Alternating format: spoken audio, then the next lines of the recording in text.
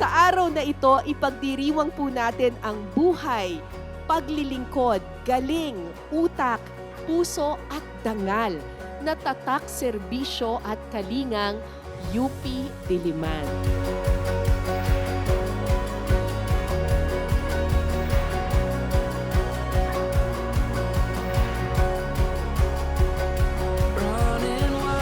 It's been almost a year after my retirement.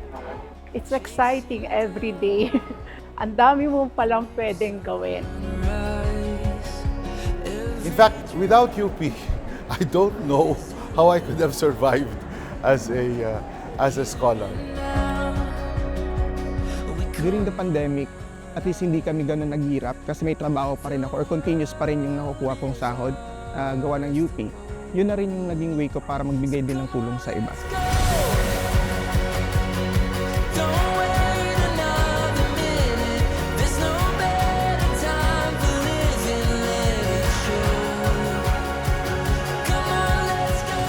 Ako'y nagpapasalamat din sa UP dahil naging kabahagi ako ng universidad sa loob ng 43 years service. Hindi lang utak yung gagamitin mo, pati sana sa puso. Meron nga akong tagline na piliin ang maging masaya. Dapat masaya ka rin doon sa ginagawa. Sa mga magre-retiro, ngayong araw, graduate na po kayo sa paglilingkod sa ating universidad. Ngunit, mananatili kayo at ang inyong mga glow sa aming mga puso.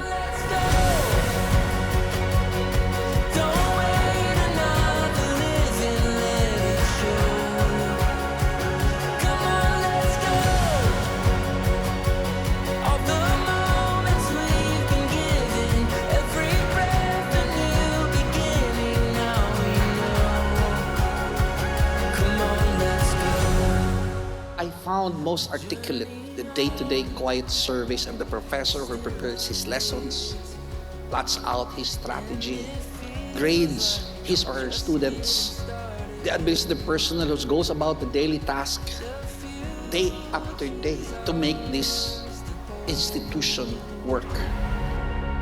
Maraming salamat UP. Maraming salamat UP. Maraming salamat, UP! Ipagdiwang natin ang ating pagkalinga at alab ng puso. Keep glowing, keep the light shining, and continue serving the people. Padayon.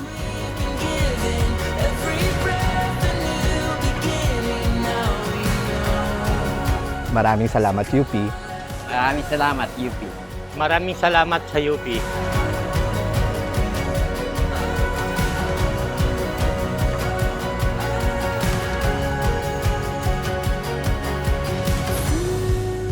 Binuhos nyo ang lahat, kaya naririto tayo ngayon. Kaya naririto sa isang maganda at matagumpay na kalagayan ang ating universidad ngayon.